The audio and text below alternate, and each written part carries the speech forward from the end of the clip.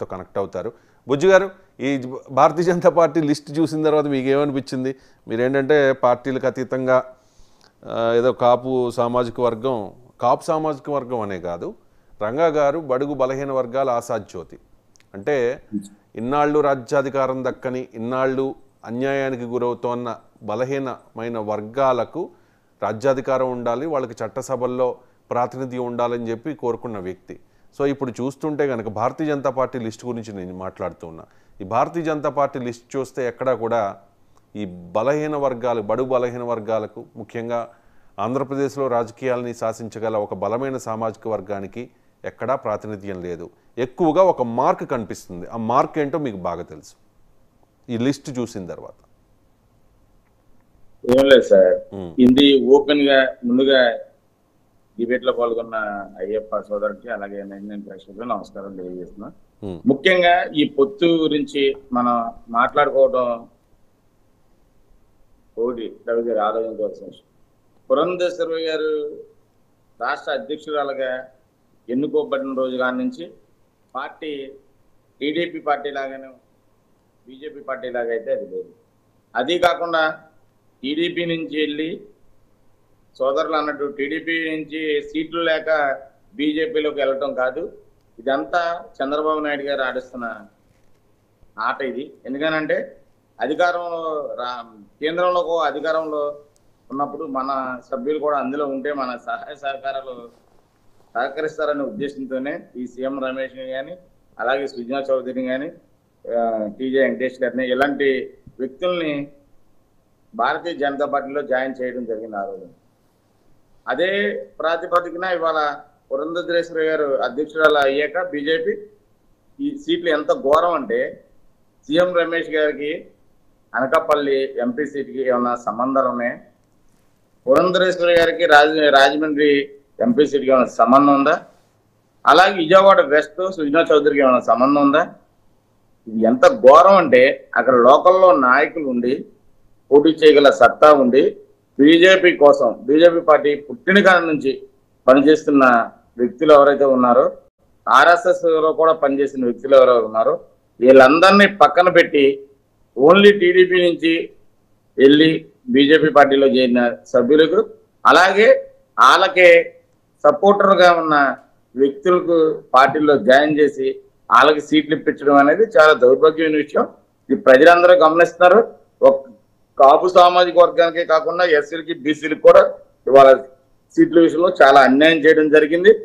అలాగే ఇవాళ పొత్తు ధర్మంగా ఉండి పవన్ కళ్యాణ్ గారు ఒక్కళ్ళే కావాలనుకుంటే చంద్రబాబు నాయుడు గారు అది పప్పులో కాలేసినట్టు అవుతుంది. ఎందుకంటే కాపు సామాజిక వర్గం అంతా పవన్ కళ్యాణ్ గారు ఒక్కరితోనే ఉండదు. ఎందుకంటే అండి మీరు కాపులకు ఏం చేస్తున్నారు అనేది నమ్మించవలసిన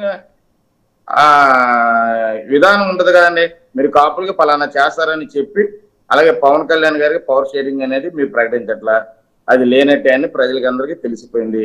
కాబట్టి వాళ్ళ కాపులకి ఏమి న్యాయం చేస్తారనే ఉద్దేశంతో పవన్ కళ్యాణ్ గారు పొత్తు పెట్టుకున్నారు వాళ్ళతో అనేది కూడా ప్రజలకి వాళ్ళు చెప్పాల్సిన బాధ్యత ఉంది.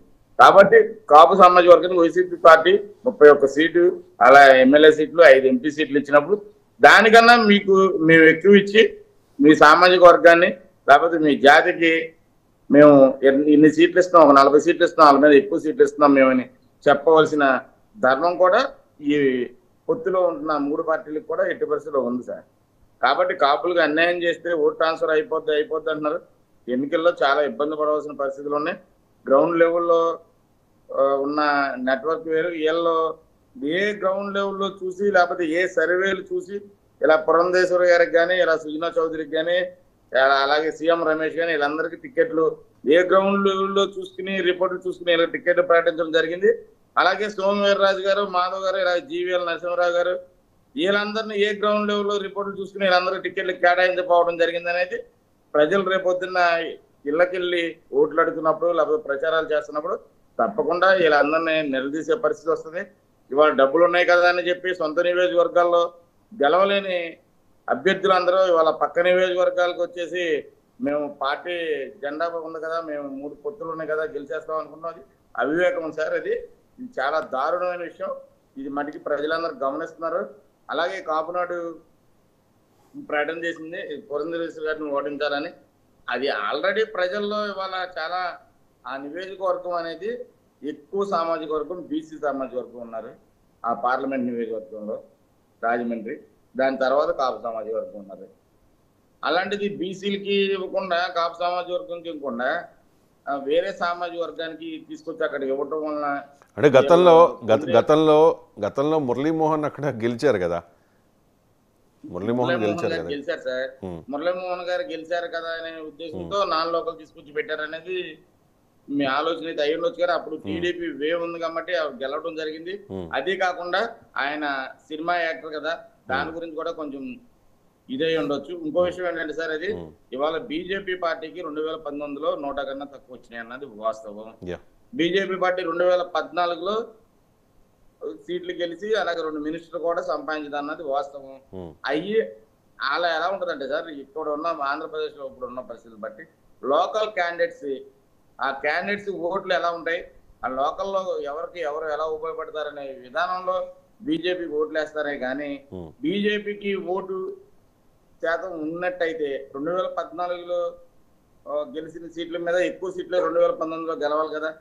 మరి 2019లో ఓడిపోయి అలాగే అంటే సింగిల్ గా పోటీ చేస్తుంది కదా, అది అంటే పొత్తులో 2014లో గెలుచుకుంది, 2019లో సింగిల్ గా ఫెయిల్ అయింది. ఇప్పుడు 2024 మళ్ళీ పొత్తు. అదే సార్, ఇదే గేమ్ సార్. ఇది పొత్తు అనేది ఏంటంటే గేమ్.